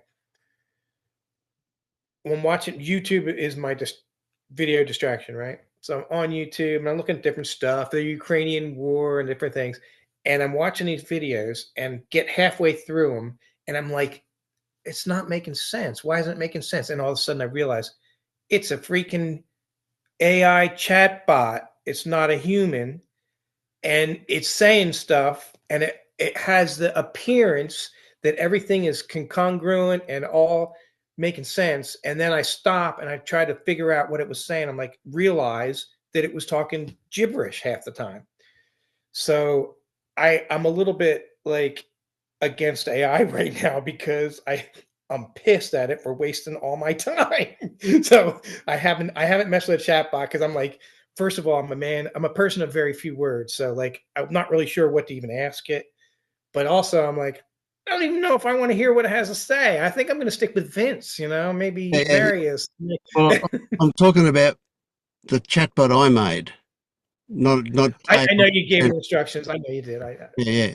So be outlandish. I love a skeptic. You're the first person that I want to pull it apart, make it say stuff that's inappropriate. I'd love that so I can fix it. I might be able to do that. Yeah. Yeah, help me with that one. Yeah, All right. Try to prove that it's an idiot. do that. I'll do it. Do that. Yeah, Okay. That's right up my conditioned alley. great. I'd love it. Give me I feedback. still have to look into it, but you'll have another skeptic in me. Yes. All right. Well then come on, let's go. Let's get With it. Let's do it. With my 20 years old PhD thesis in AI models. Mm. Ooh. Do it. Yeah, I also have done some work with ChatGPT, and it makes a lot of mistakes. So I don't know if your bot, which has clear instructions, would make the same mistakes, but yeah, it also has caused a lot of distrust Yes, yes. here. Do play with that for the benefit of being able to give it more or clarify instructions with that stuff. Yeah. So I have given it permission to go out beyond the knowledge base that I've fed it. And I was told by the bloke who showed me how to do that I do need to do that. So I'd be very interested if it starts coming up with non-duality bullshit or anything like that. But I've tried to inhibit that stuff in the instructions as well.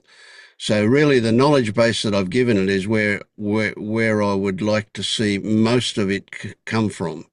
And that knowledge base is a PDF of my website, which is about 40 pages of stuff that I've written about this stuff.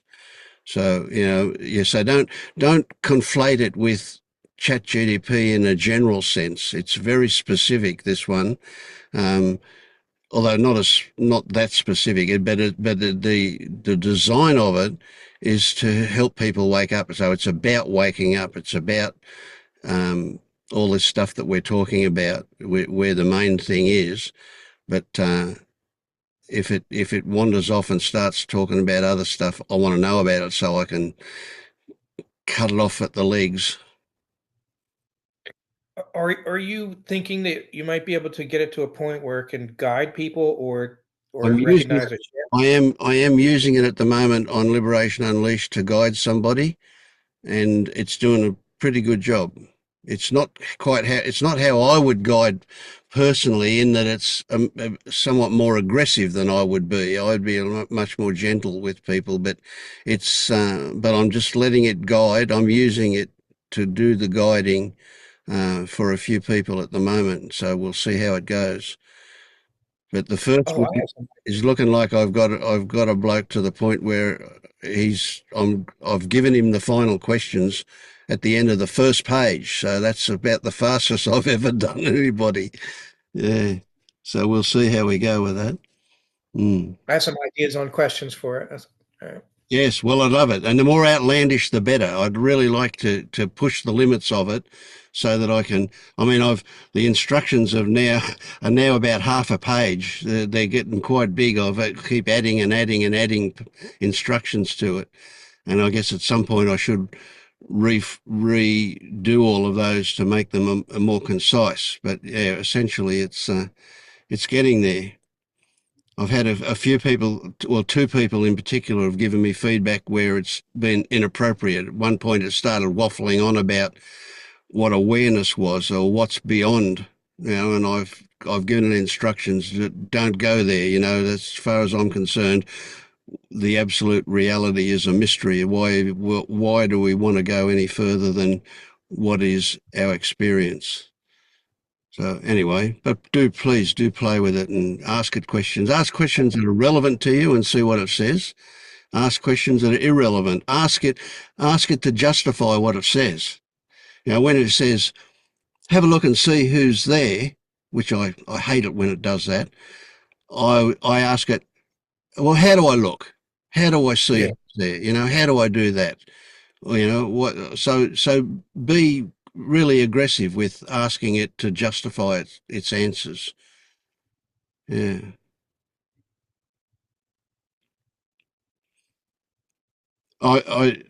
Yeah. I'll put in the chat now that the latest version that I've got, just so you've got, because in case you've got an earlier version, where the instructions aren't quite as complete. Oh, wait a minute. That was better than that. Oh no, that's it. Yeah, no, that's it. All right, there's the latest version in the chat now. Do you post the latest version on Substack? Like when you upgrade it, where do you put your first? Yeah, but that was done on Wednesday. I've probably adjusted it since then already. Actually, it's been a fairly ongoing thing. Yeah, that wouldn't be far from the latest version. That one. Oh, that's a bit odd. Wait a second. Let me just go somewhere else and.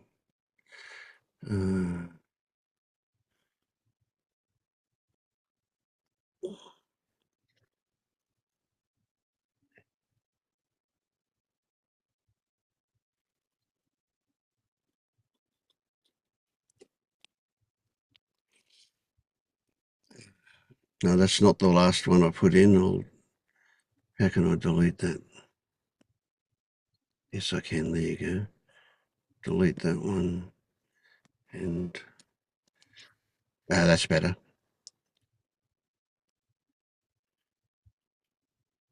I've been keeping one for each person I'm guiding, so that when I do the next session with them, I'm using the same history as well. But anyway, yeah. So there you go. In the chat is the latest one now. If you just click on that link, it should open a browser and take you to it. Yeah, I'm getting ready to put a shortcut to it.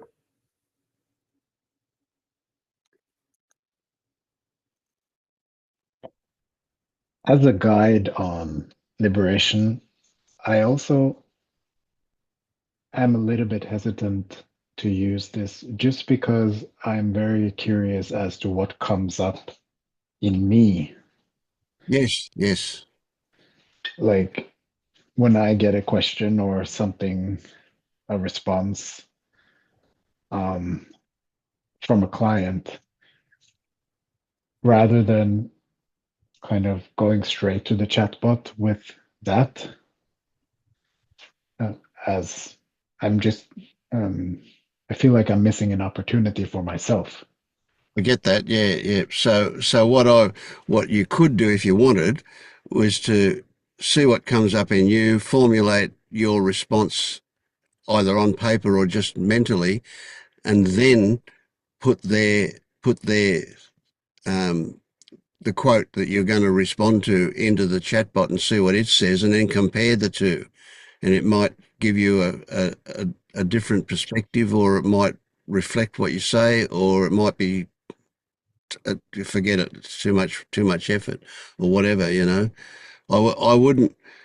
I mean, when I'm using it, I'm checking all of its answers for relevancy. I'm not just blindly putting them in, kind of thing. But I'm finding that I'm allowing it to have precedence over what I would say, because I would find that I would probably be a lot more gentle and a lot less direct than what it's being. So I'm using it as an experiment to see how it goes.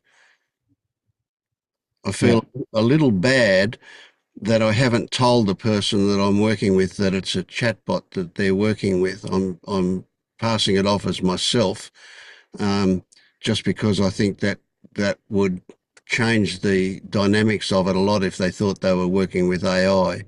So I don't feel great about that one, but I feel it's the best way to go at the moment anyway. I mean, there is a lot of suspicion about AI, and that could really, influence things. And so essentially I want the best outcome for that person. I want them to wake up as fast as possible. And that's Right. what I'm doing, yeah. But I've As also long as you're used it. supervising. Sorry. As long as you're supervising it. Oh yes, for sure. Yeah. I know. I wouldn't allow it to do itself. But I've got a friend. I've got a friend down the road who's got having, he's not even on this path, has no idea about waking up or anything like that, and he's got a daughter who is an alcoholic, and she's in a pretty bad way, and he's really giving himself a hard time over it, and he keeps saying about she's causing all these problems for him. So one of the things I did was I just put in uh, two or three lines about my daughter who's an alcoholic, and giving us all this grief, and then watched what it said, and I was really impressed with the way that it didn't come with any spiritual bullshit, or it didn't come with any waking up stuff. It came with some really basic kind of uh, um, a perspective on how it's not the actual situation that's causing the grief, but rather the attitude towards the situation that's causing the grief. So it's good in that way too. So even though it's not about waking up, it's still pretty good advice, if you like, on. And more than that, it was aimed to get them to recognise that that's what was happening, not just telling them in words. It wasn't just a transfer of knowledge per se. It was a case of this is how you can see that is the issue. Yeah. Anyway, play with it and see what happens.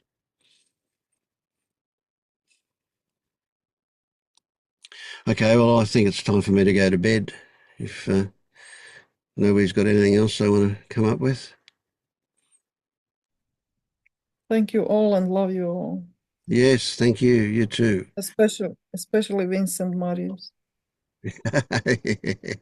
Yeah, he's a lovely bloke. All right. Thank you. Have a good day Bye, and Marius. night. Bye. Love you. Bye, everybody. Thank you. Bye, Dennis.